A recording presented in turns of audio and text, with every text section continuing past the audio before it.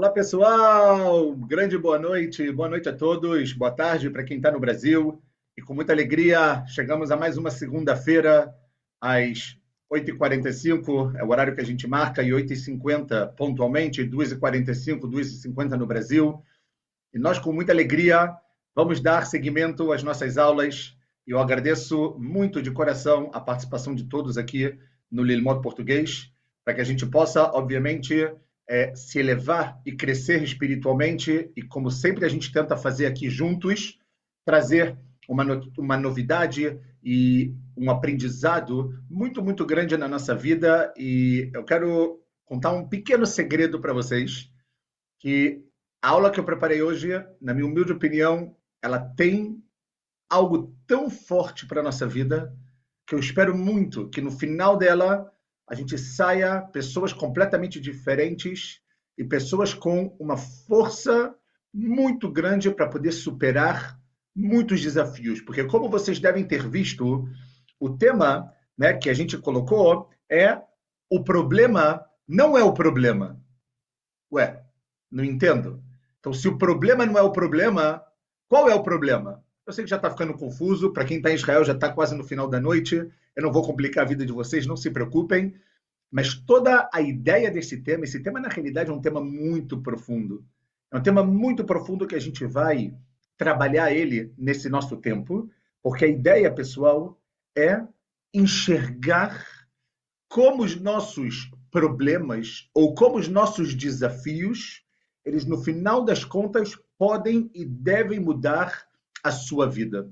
Então, depois desses 2 minutinhos de introdução para o que a gente vai falar mais ou menos hoje, eu quero, Bezrat Hashem, com muita ajuda de Akadosh Baruch Hu, começar para que a gente possa não perder tempo e já entrar no nosso assunto, porque tem muitas pessoas que falam time is money. No nosso linguajar, time é Torá. Então, se time é Torá, a gente está aqui para poder estudar, para poder crescer, e é isso que eu gostaria de compartilhar com vocês nesse momento, pessoal. Vamos lá. Eu vou começar falando sobre uma ideia muito, muito forte, fazer uma pequena introdução sobre, de uma maneira geral, o que a gente vai falar, e aí depois a gente vai entrar em coisas que podem ser que a história a gente talvez já conheça, mas o que a gente vai tirar dessas histórias é realmente impressionante, pessoal. É impressionante. Eu espero muito que eu consiga transmitir para vocês a profundidade dessa ideia que a gente vai trazer hoje. Vamos começar. Todo ser humano na vida, de uma maneira geral, tem os seus desafios. Todo ser humano na vida tem a sua maneira de se relacionar com problemas, com conflitos, com situações, com expectativas que foram frustradas. Cada um tem a sua maneira de leitmoded, de se relacionar com isso. Só que é muito interessante que a maioria dessas coisas, desses enfrentamentos que a gente tem na nossa vida, a gente acaba fazendo com que isso fique mastir na nossa vida. Isso fique oculto. A gente tenta lestir, a gente tenta ocultar esses problemas. Por exemplo, todo mundo tem uma dificuldade, um pequeno defeito, um determinado probleminha em alguma coisa, uma dor muito grande, né? Crianças e até mesmo adultos que têm que, obviamente, enfrentar desafios. Deus me livre, casais que têm problemas de shalom bait, de ter paz no lar, problemas de parnassá, de dinheiro, de problemas que a gente sente que a gente muitas vezes cai e a gente não consegue levantar. E a gente muitas vezes, ou na maioria das vezes, nós temos uma inclinação natural de leitbayesh bezeh, de ter vergonha, de achar que no final das contas só a gente tem esse problema, de achar que no final só a gente tem que enfrentar esse desafio. Ou seja, o ser humano pensa que se ele tem algum problema, é um sinal de que algo nele não está bom. O ser humano vira e pensa e fala o seguinte: olha, se eu estou passando por isso, o sinal é que eu não sou bom. Porque se eu fosse bom, eu não estaria passando por esse problema. O ser humano geral, ele tende a ter esse pensamento. Ou seja, que se eu tenho um problema, o problema na realidade sou eu. Por isso que o tema do shiur é que o problema pessoal não é o problema. Por quê? Porque na realidade, o fato de termos problemas, termos desafios na vida, é justo o oposto. Isso vem revelar, sinalizar que nós somos 100% beseder, que nós somos 100% ok. Por quê? Porque os problemas e os desafios, eles não são um sinal de um tropeço.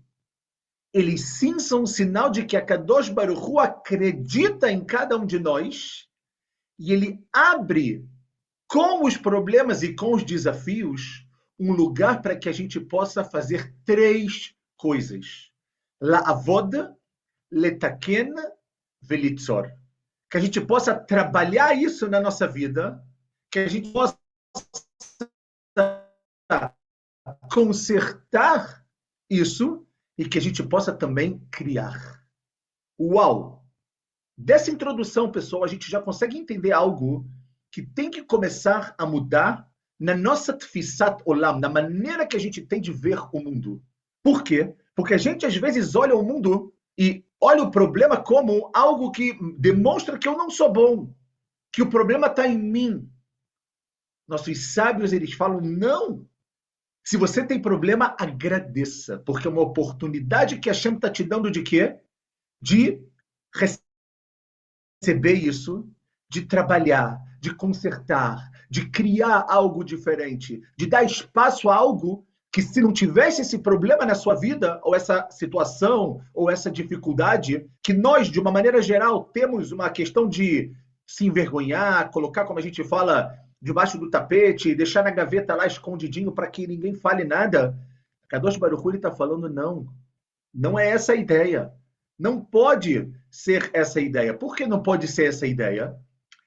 Porque os problemas vêm demonstrar, pessoal, que nós estamos ok. Nós estamos tendo uma oportunidade para isso. E quando eu falo sobre essa introdução, essa é a primeira ideia que eu quero que a gente saia daqui diferente. Ok? A maneira, a istaklut, a maneira de olhar, de examinar, de ver isso da maneira judaica é totalmente diferente da é o ser humano se colocar numa situação de coitado. O mais fácil é o ser humano se colocar numa situação de que se o problema sou eu, então eu vou me retirar. Quando ele deixa naquele momento de acreditar nele mesmo. Ou seja, Deus não criou um mundo estático, pessoal. Deus criou um mundo o quê? Um mundo 100% volátil. Um mundo que o tempo inteiro tem problemas, tem situações, tem criações, tem desafios, tem momentos que a gente está mais para o alto, momentos que a gente está mais para baixo, mas a gente tem que saber leitmoded. A itmodedut, ou seja, esse relacionamento, esse enfrentamento dessa situação, é isso que a gente tem que ver. E de onde eu pego essa ideia, pessoal? Vocês podem estar pensando, poxa, a teoria é muito fácil, mas na prática? Então eu quero entrar com vocês agora na prática, porque como vocês sabem, e é uma das garantias que eu dou sempre a vocês, nada vem da minha cabeça. Tudo, existe uma base judaica, uma base nas nossas fontes sagradas para explicar para a gente isso que eu estou falando. Eu não sei se vocês se lembram, apesar de que parece que passou muito tempo, mas há algumas semanas atrás, um pouco mais de uma semana atrás, nós passamos pela festa de Shavuot. Calma, eu não vou falar de Shavuot, não se preocupem. Mas eu sim quero falar de uma figura que aparece nessa festa, que essa figura mostra para a gente algo muito importante baseado nesse nosso assunto que a gente está agora trazendo no nosso shiur. Por quê, pessoal? Porque, olhem só, em Shavuot, como nós falamos na nossa aula de Shavuot preparatória, um dos costumes que a gente tem é ler a Megillat Ruth. Aquela famosa Megillah que a gente já falou um pouquinho aqui sobre ela, do que ela faz, do que ela fala e tudo isso. Eu não vou voltar em tudo isso agora, eu vou tratar um assunto específico nela. Mas existe aqui, tanto na festa de Shavuot, quanto na própria Megillat Ruth, uma pergunta que me deixa de cabelo em pé. Qual pergunta, pessoal?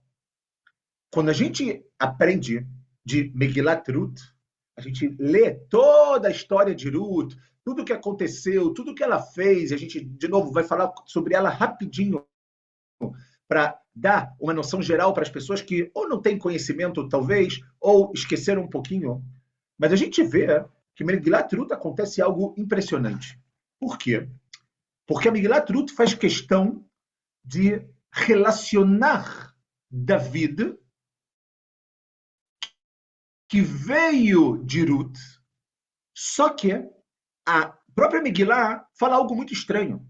Ela faz questão de levar David Amelech até uma pessoa que se chamou Peretz.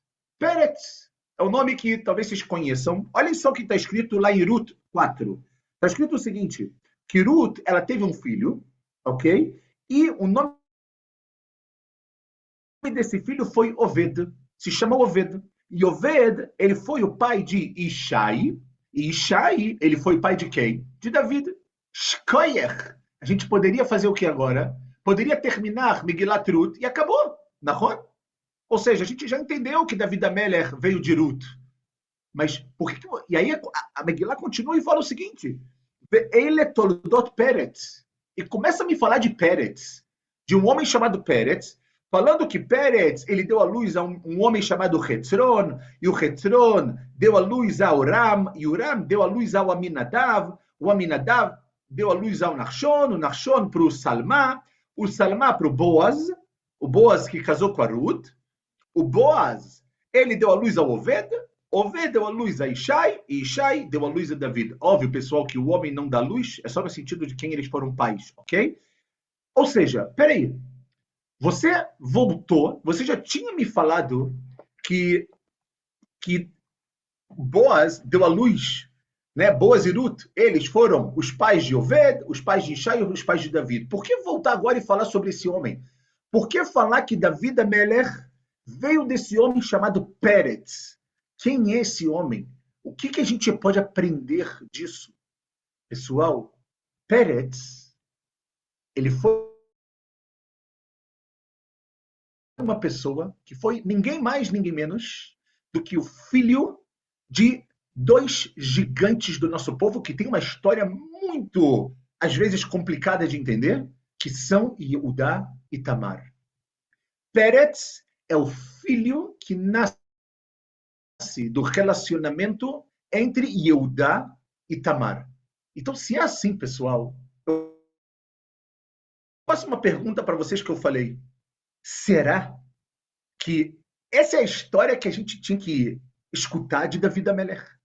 Será que essa história que a gente tinha no final das contas, será que não é essa história que a gente tinha que pegar e colocar dentro do armário, ou dentro da gaveta, debaixo do tapete? Por quê?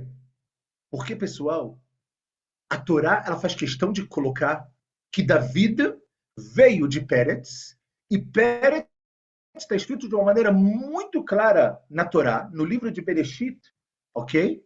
Na Parashat Vayeshev, que Peretz foi fruto desse relacionamento entre Yehudá e Tamar. Agora, será que a gente tinha que falar isso em alto e bom tom para todo mundo?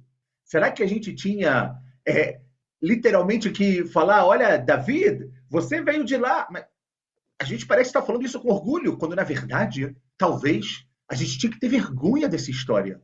Por quê? Porque a história de Yehudá e Itamar, eu acredito que todos vocês sabem, eu vou falar ela em 2 minutos, porque Bemet não é o nosso assunto, mas é só para a gente entender um pouquinho, ok? Que existe uma ideia aqui muito forte, ok?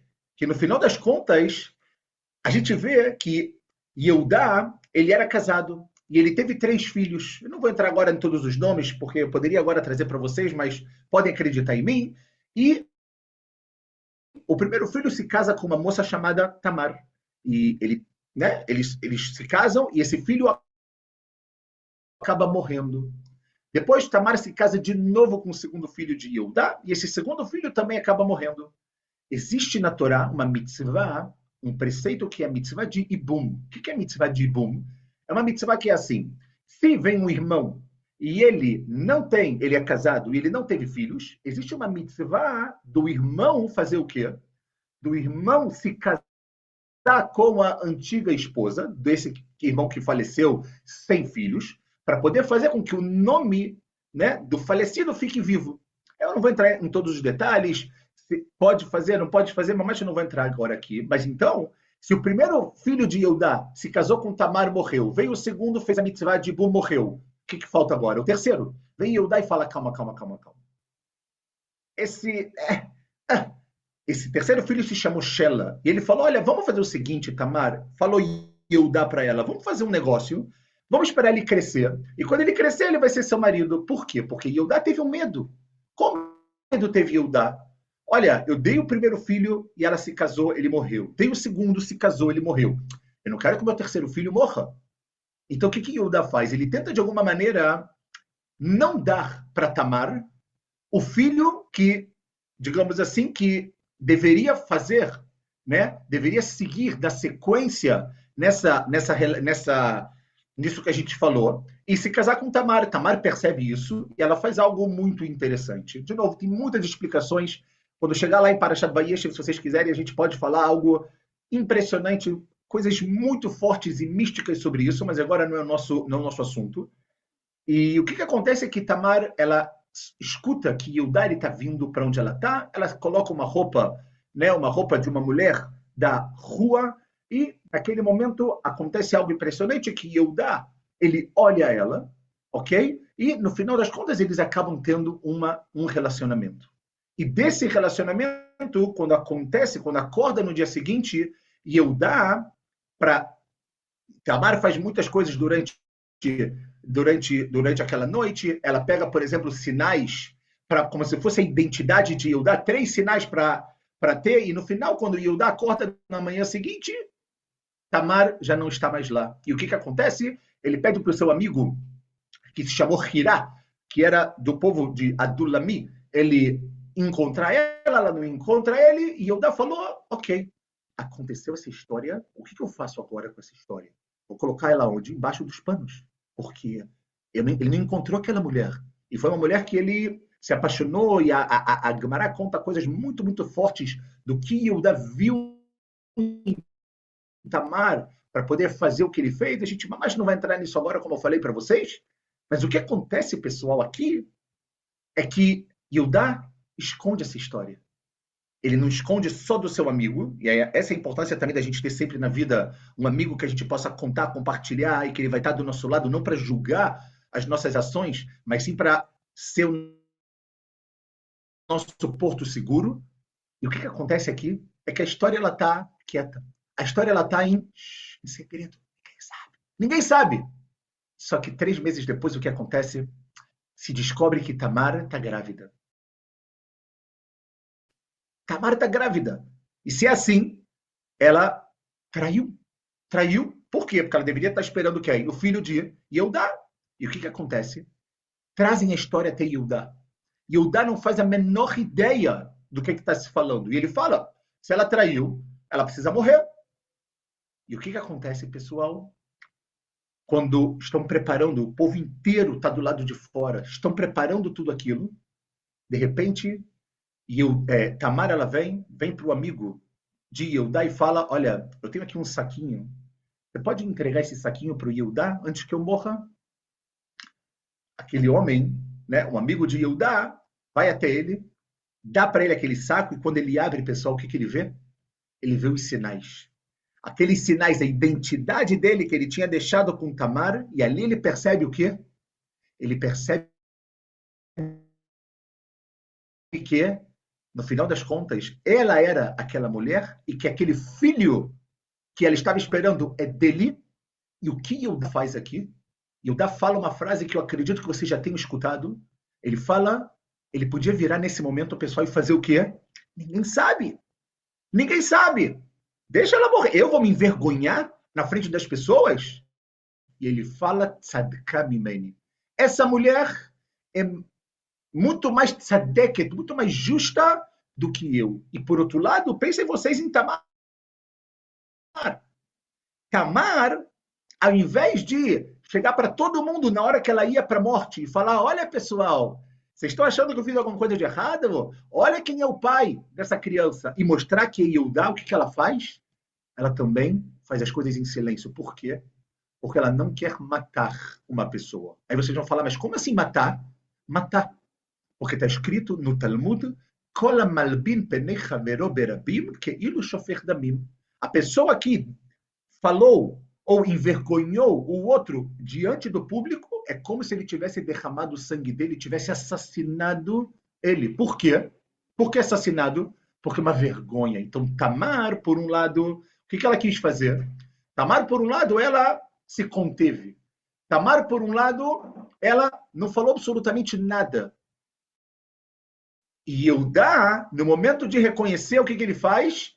Ele reconhece aquilo. E o que acontece, pessoal? Disso aqui, olha que sensacional. Está escrito o seguinte na Torá. Preste atenção. Um minuto. Ine. Yehudá, ele reconheceu o que Tamar, ela falou. Ele disse, tzadka mimeni, etc. E ele falou, por quê? Porque eu não dei o Shela para ser seu marido. E aí está escrito que quando Tamar foi dar à luz, tinham teomim bebitna, tinham gêmeos. Quem são os gêmeos? O primeiro está escrito, pegou a parteira, né? E está escrito, Vayei bemeshiv yado, veinei atzachi, vatomer, maparatzta alecha peretz. Por que você veio antes Peretz, Vaikra Shemo Paretz, e ela deu o nome para o primeiro filho de Paretz, e o segundo deu o nome de quê? De Zarach. Então a gente vê, pessoal, uma coisa impressionante. Peraí, eu preciso tentar entender um pouquinho aqui o que está acontecendo, porque, para mim, tem uma pergunta aqui fortíssima. Peraí.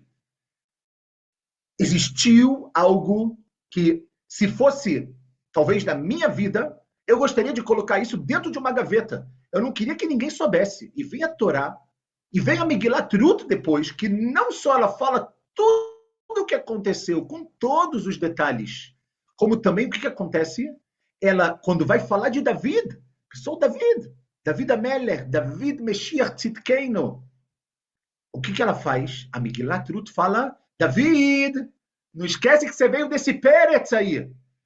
Peretz, o filho desse relacionamento de Eudá, não esquece de onde você veio. Cara, que vergonha! Eu deveria me envergonhar, David Amélia provavelmente deveria se envergonhar, Nahon. Só que a gente vê, pessoal, algo muito forte, que é daqui que eu quero pegar e alavancar a nossa vida. Por quê?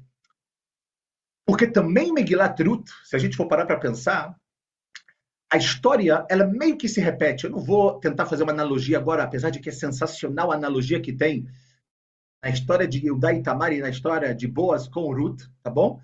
Mas nas duas histórias, a gente tem famílias que elas se dissolvem.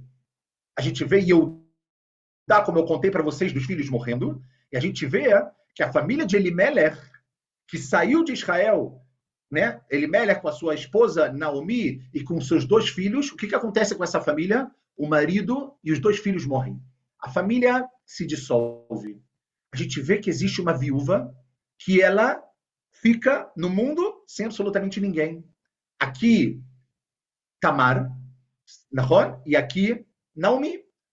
A gente vê que existe uma pessoa que deveria redimir elas, que deveria se casar com elas, um Goel Tiv'i, uma pessoa natural, que seria aqui o terceiro filho de Yehudá, ok? Em Ruth também tem um ser humano chamado Almoni, que ele não quer redimir Ruth, e a gente vê que eles não querem pegar o quê? Não querem pegar Rayut. E a gente vê que nas duas histórias existe uma mulher que faz uma ação que ela não é uma ação óbvia no mundo. E que ela traz para o mundo o quê? Traz para o mundo vida. E dentro de todo esse queev, pessoal, dentro de toda essa dor, dentro de todos esses problemas, de todos esses desafios, de uma família que está totalmente dissolvida, de viúvas, de pessoas que não sabem o que fazer, de mulheres que voltam, como acontece em Megilat Ruth, voltam para Beit Lehem e elas não têm o que comer. Dessa história nasce a casa de David. Como pode? Como pode? E Tamar, ela resolve fazer algo sensacional que traz vida. E Ruth, quando ela escolhe estar do lado de Naomi, e resolvem falar: aonde você for, eu vou, o seu povo é o meu povo, o seu Deus é o meu Deus. Nesse momento, Ruth também traz para o mundo vida. Dessa história sai David Ameller. Aqui eu quero trazer para vocês uma ideia. Por quê? Porque a Kadosh Baruch Hu quer trazer para a gente uma mensagem. David Ameller, ok? Ele vem, ele surge dos lugares que não são completos, dos lugares que não são perfeitos. Os lugares não são perfeitos. Por quê? Porque a vida não é perfeita. A vida é cheia de desafios. Mas você, David, você que vai ser o rei de Israel, você que vai conquistar Jerusalém, de você que todo mundo vai falar David Meshiach Tzidkeinu, de você que veio de Peretz, vai vir algo para demonstrar para os seres humanos o seguinte, que a gente tem como litzmor, que a gente tem como brotar, como crescer no mundo, mesmo em lugares que eles não são completos, mesmo em lugares que não são perfeitos. Agora, pessoal, a gente entende por quê? Porque o que significa Peretz?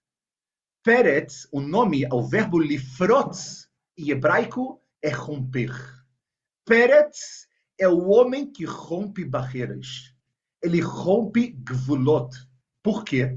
Porque quando ele rompe as barreiras, quando você rompe a barreira da sua vida, o que você traz? Você traz luz para os lugares escuros e você traz vida nos lugares que tem o quê?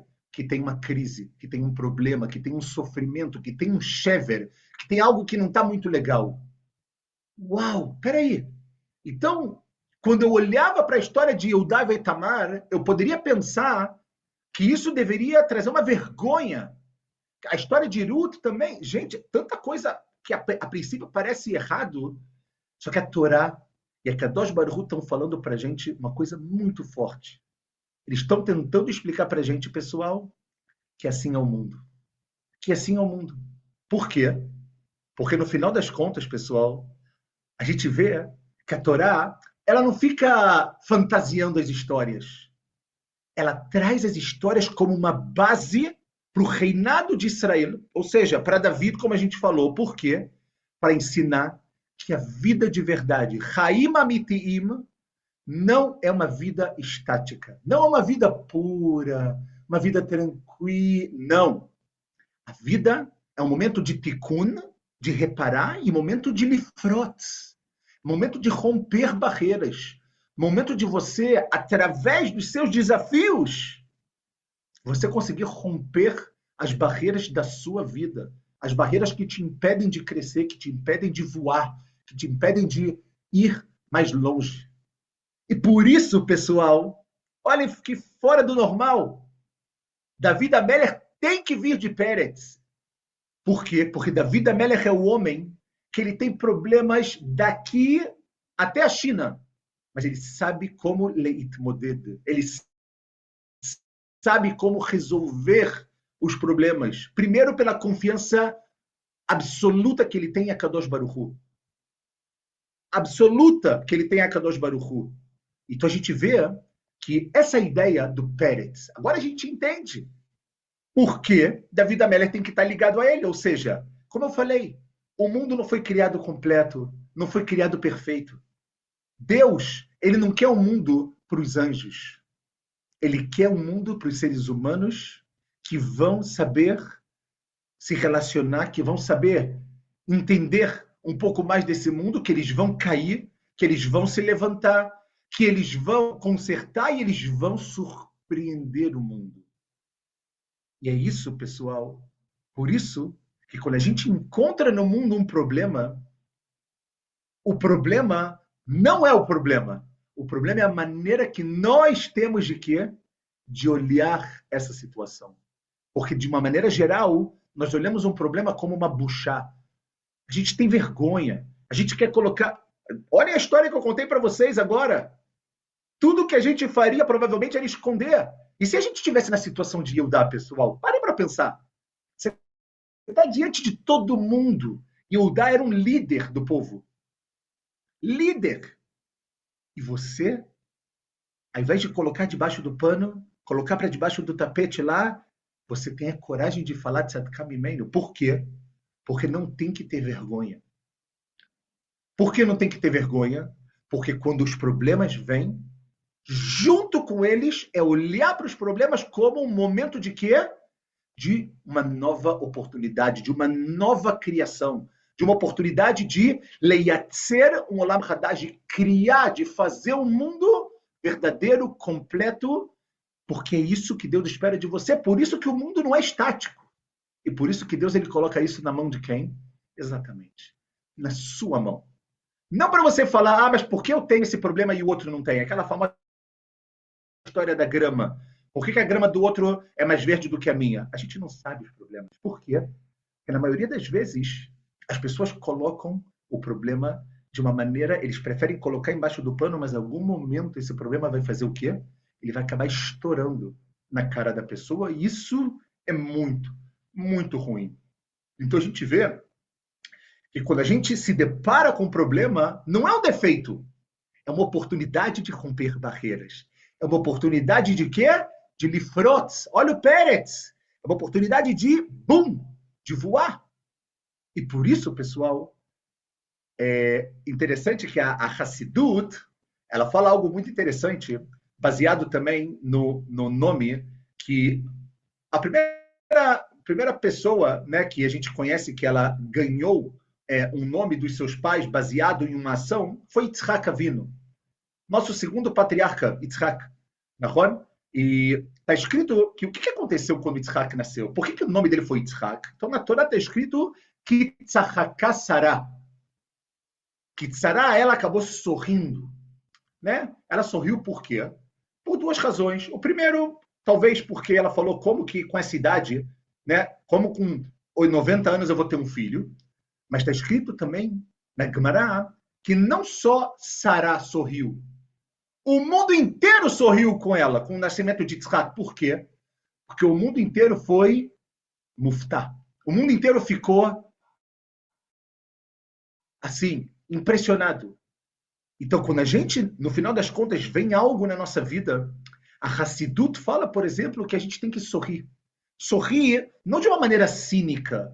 Sorrir por quê? Porque é como se a gente estivesse falando, agora começa a minha vida de verdade. Agora começa a minha vida de verdade. E é exatamente isso que a gente tem que parar para pensar, pessoal. Num mundo em que as pessoas o tempo inteiro estão negando, o tempo inteiro tem vergonha de reconhecer as suas fraquezas, e Eudá e também Tamar, eles estão dispostos a pegar uma responsabilidade completa. E do que vem disso, o que sai desse relacionamento é o Pérez. É a força que nós temos aqui no nosso DNA de romper barreiras. É a força do ser humano quando ele entende que a vida não é uma peça de teatro perfeitinha. A vida é uma viagem de erros, é uma viagem de concertos. Como a gente fala, é uma massá, no final das contas, que a gente tem que letaken, que a gente tem que consertar, que a gente está aqui para poder consertar algo como uma oportunidade, que a gente está aqui para poder também fazer o quê?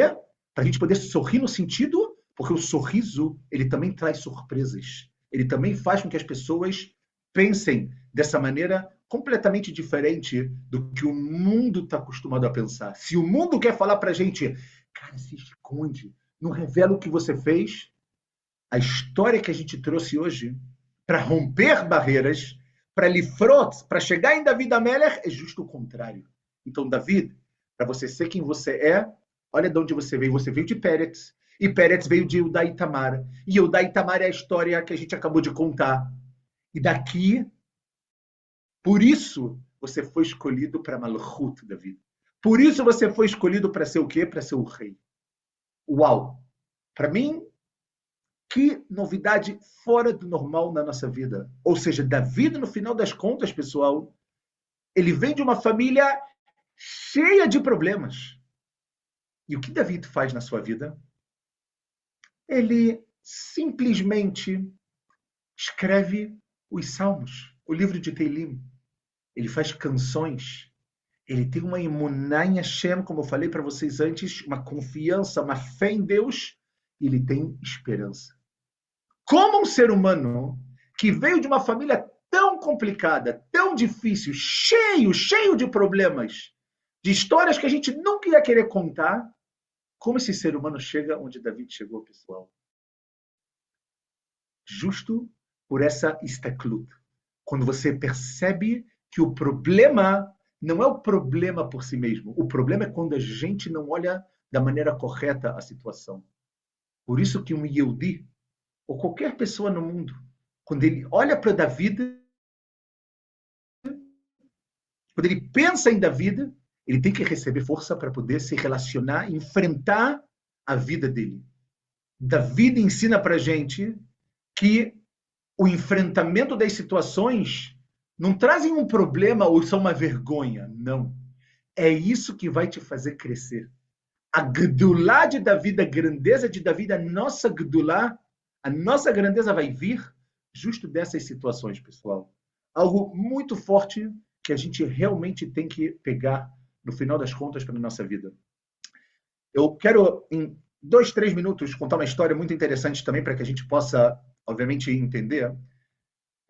Como nós sabemos, o mundo é feito de enfrentamentos, de dificuldades e, de alguma maneira, pessoas que no passado não eram Shomrei Shabbat, não cumpriam Shabbat e tinham, por exemplo, negócios. Um dos pontos mais difíceis dessas pessoas é quando elas começam a cumprir o Shabbat e isso, de alguma maneira, traz um conflito com a questão do negócio. Porque, de novo, como eu falei para vocês, na teoria, a gente sabe que é Kadosh Baruch Hu que decreta a nossa paranassá.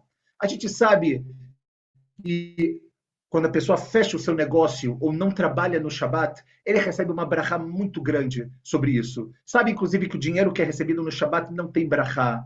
A gente sabe de tudo isso, mas aplicar isso na prática é muito difícil. Teve um homem, essa história é uma marcha real, que ele resolveu fechar os seus negócios e depois de 4 meses ele passou pelo maior desafio da sua vida. Qual foi o maior desafio da sua vida? O desafio de que era um Shabat, que ele, toda sexta-feira, ele fechava a loja dele 1 hora antes do Shabat, chegava em casa e ele conseguia, de alguma maneira, se liberar.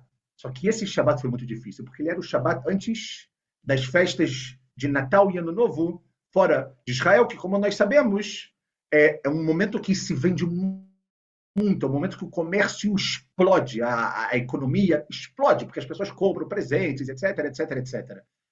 E esse homem teve esse desafio. E ele, o que aconteceu? Ele estava na sua casa, sabendo que era aquela última semana antes das festas de final de ano, e a cabeça dele só pensava enquanto ele estaria lucrando, em como seria. Uau, o que eu faço agora? E isso, e aquilo. E o que acontece é que a lojinha que ele tinha ficava a uma distância de 20 minutos. Ele não conseguia parar de pensar. Ele estava no Kiddush, ele não conseguia parar de pensar. Ele estava o tempo inteiro. Ele estava desesperado, ele não estava aguentando. Ele falou, o que ele fez? Ele resolveu fazer uma ação. Ele não abriu a loja, mas ele falou, eu preciso ir até lá. Se eu não for até lá, eu vou ficar o Shabat inteiro pensando isso, e isso vai me fazer muito mal. E o que aconteceu? Ele estava tão quebrado dos pensamentos que estavam vindo na cabeça dele, de quanto ele iria faturar, de dinheiro, disso. Ele estava desesperado.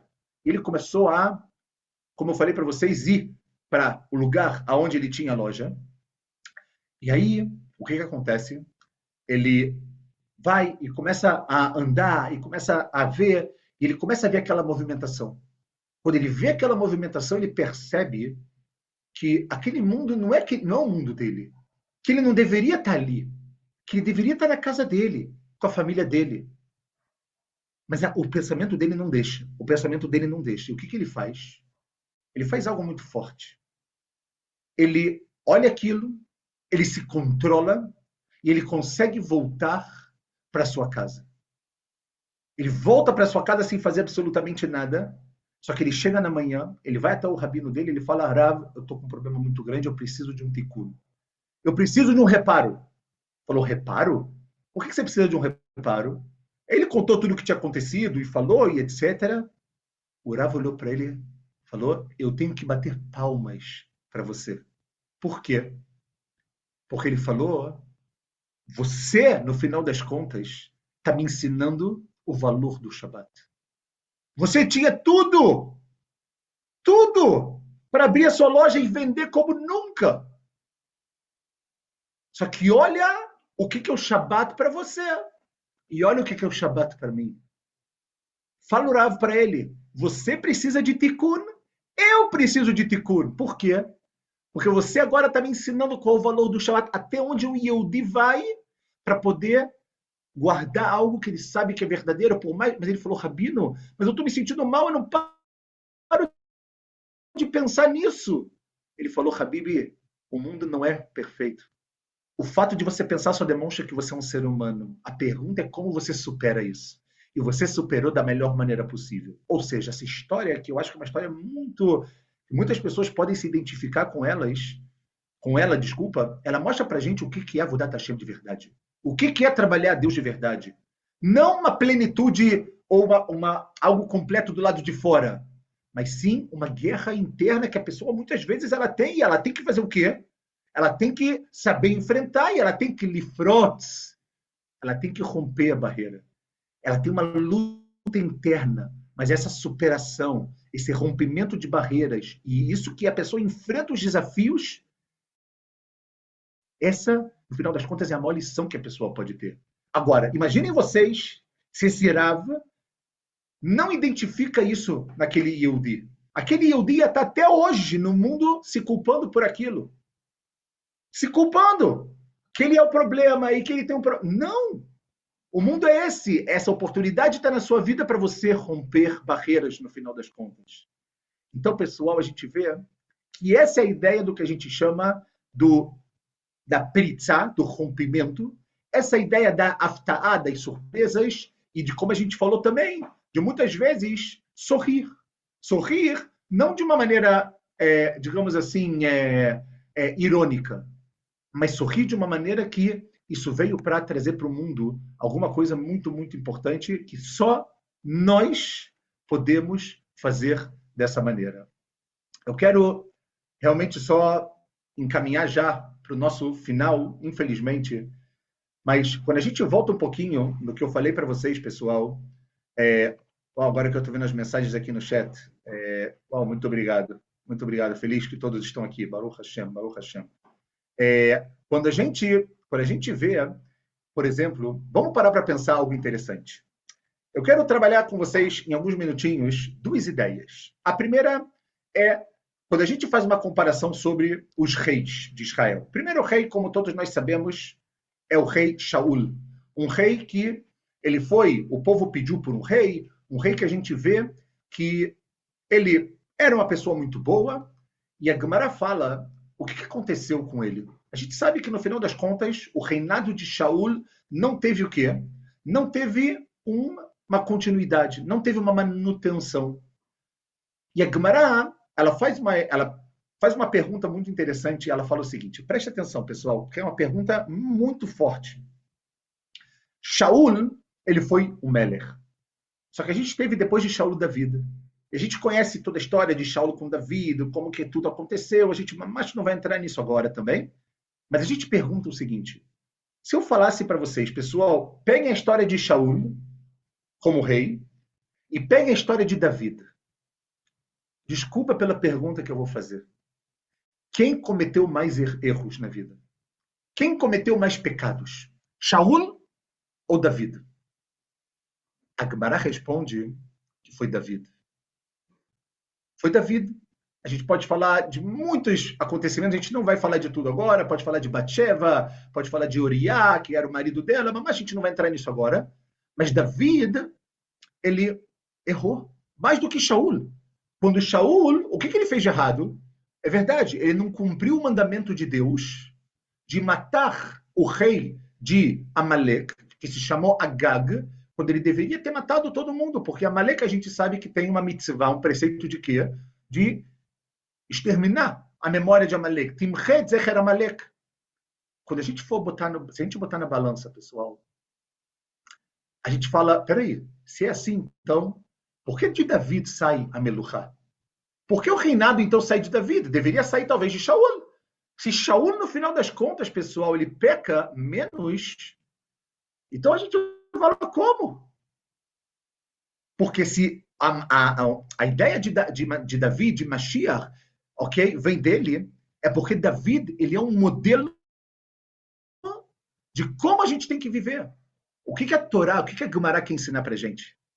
Shaul, quando ele não cumpre a vontade de Deus, Deus ele fala para ele, quando vem né, o profeta Shmuel e fala para ele que ele fez uma coisa errada e vai embora, ele rasga a túnica de Shmuel, ele fala da mesma maneira, Shaul, que você rasgou a minha túnica, o seu reinado vai ser o quê? Rasgado. Ou seja, não tem continuidade, vai parar por aqui. Ok? Uau! E a gente fala, peraí, é isso então? Será que o de Davi não foi maior? Só que a gente vê que no final das contas, pessoal, o reinado, aonde ele fica com Davi. Ou seja, por mais que Shaul pecou menos, ele fica com Davi. Por que então? Porque a história de Davi dá uma ideia de Ashra'ah para os Yehudim. Nós, a história de Davi, da onde ele veio, o que ele fez e aonde ele chegou, e o que ele produziu vindo da onde ele veio, de como a gente falou, de histórias que a gente talvez colocaria no fundo da gaveta, mostra pra gente o quê? Que o importante não é a quantidade de pecados. O importante não é a quantidade de erros e de desafios. O importante é o que você faz com eles. Davi pega todos os erros da vida dele e ele converte isso para força, para quê? Para ele seguir adiante. Esse é o modelo de vida que nós temos que seguir. Por isso que a gente vem dele e não de Shaul. Ou seja, a dificuldade é isso que transformou ele em Davi Amelech. A perseguição que ele sofreu de Shaul, depois do seu filho, tudo o que aconteceu, tudo que a gente... E no final das contas, é o homem que transmite para a gente que a gente pode chegar no livro de Tehilim. É o homem que transmite para a gente que a gente pode chegar onde? Que a gente pode chegar muito alto. Mas da onde vem essa força? A força vem de Yehudá e Tamar. A força vem de Pérez, que foi Lifros, que rompeu David. Você está relacionado com Pérez? Sim, porque eu aprendi do meu tataravô como se pode e como se deve romper barreiras na vida. Que o problema não é o problema. O problema, na realidade, muitas vezes, pessoal, é a solução. A gente rompe. Vida, ela não é uma jornada de perfeição, pessoal. Mas a gente avançar, a gente seguir adiante. E no final das contas, a gente vai ver que o ser humano não veio para esse mundo para ser um anjo. A gente não veio para o mundo para, digamos assim, não ter o livre-arbítrio e fazer exatamente o que Deus ele quer. A gente veio nesse mundo para olhar a escuridão e querer transformar essa escuridão em luz. A gente veio para esse mundo para olhar transformar numa árvore que deu seus frutos. A gente pega uma fruta e a gente transforma essa fruta num suco. Nos lugares que a gente pensa que está o shever, o rompimento, o lado ruim, é justo daqui que a gente vai levar isso muito, muito adiante para romper todas as barreiras da nossa vida. Quero só terminar com mais uma história muito pequenininha, mas uma história muito bonita. Uma certa vez, se a gente está falando de Hassiduta, uma história muito bonita do Rebbe de Lubavitch, que uma certa vez veio uma pessoa para ele e virou para ele e falou: Rebbe, estou acabado, vou parar de rezar.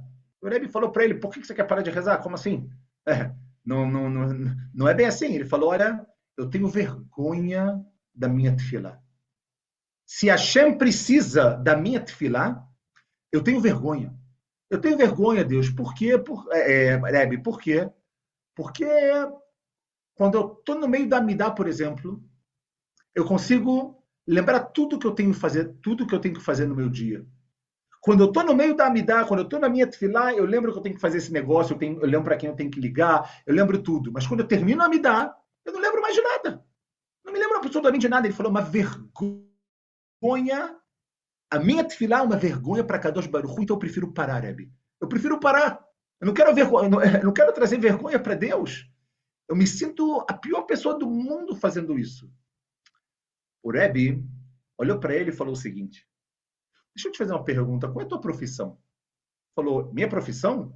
Olha, eu sou uma pessoa que, digamos assim, eu controlo o dinheiro de pessoas muito da alta sociedade.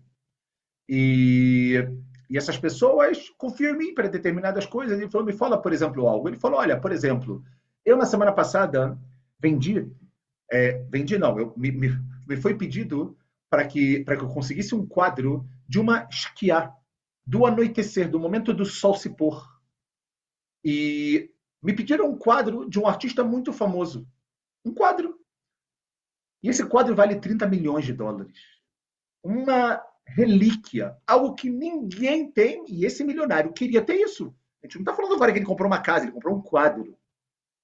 O Rebbe olhou aquela história e falou o seguinte: deixa eu te fazer uma pergunta.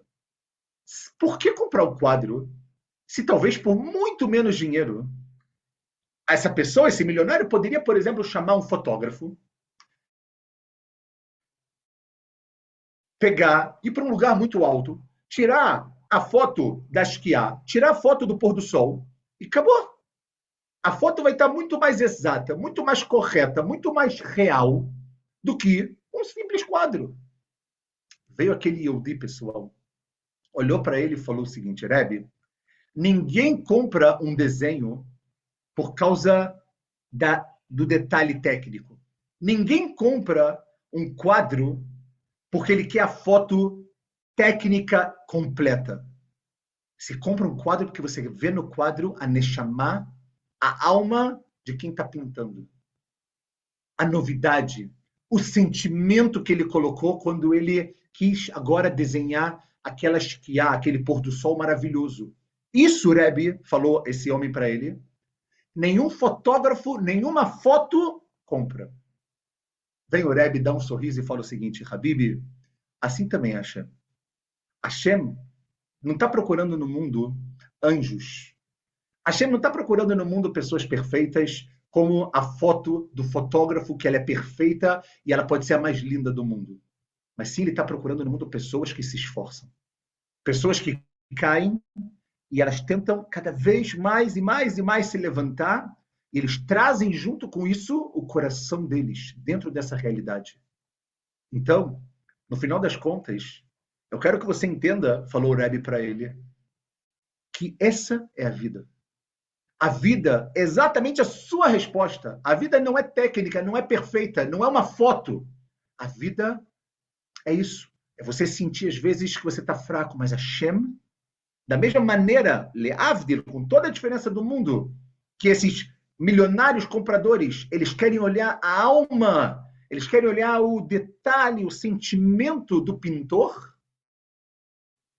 A Kadosh Baruch Hu, a preocupação dele e o que ele quer é olhar a tua Neshama. É ver que pode ser que de toda a Tfilat Amidá, por exemplo, você teve 10 segundos de Kavaná, mas essa Kavaná foi verdadeira. É isso que Hashem quer, porque a Torá, o mundo não foi dado para os anjos. O mundo não é, como a gente falou, o mundo perfeito. A jornada é a jornada da vida. É a jornada não da perfeição, mas é a jornada do Peretz. É a jornada de David Ameller. É a jornada de você saber de onde você veio, saber, não para ter vergonha, não para colocar debaixo dos panos, para que você faça o quê? Para que você pegue toda essa força pessoal e você rompa barreiras, que você voe, você chegue longe, que você entenda que não tem que se envergonhar, que a gente possa, Bezrat Hashem, com essa linda mensagem que eu espero que entre no fundo do coração de vocês, que vocês possam aplicar isso na prática, mas que a gente pegue essa mensagem da nossa sagrada Torá e que a gente possa entender que no final das contas, pessoal, o problema não é o problema. O problema, na realidade, é uma oportunidade da gente lifrotz, da gente romper tudo e ganhar uma nova oportunidade. Eu agradeço mais uma vez de todo o meu coração a presença de vocês aqui. Muito, muito obrigado. Que vocês tenham realmente só boas notícias, que a gente tenha tranquilidade, paz e shuvdat para fazer somente coisas boas na vida e que a gente possa, no final das contas, entender e identificar os problemas para que a gente possa solucionar, porque é isso que a Hashem espera da gente, a nossa família, os nossos amigos, mas que a gente nunca tenha vergonha dos problemas e sim saiba enfrentar eles daqui para frente. Amém. Tudo de bom, pessoal. Obrigada. Boa noite, muito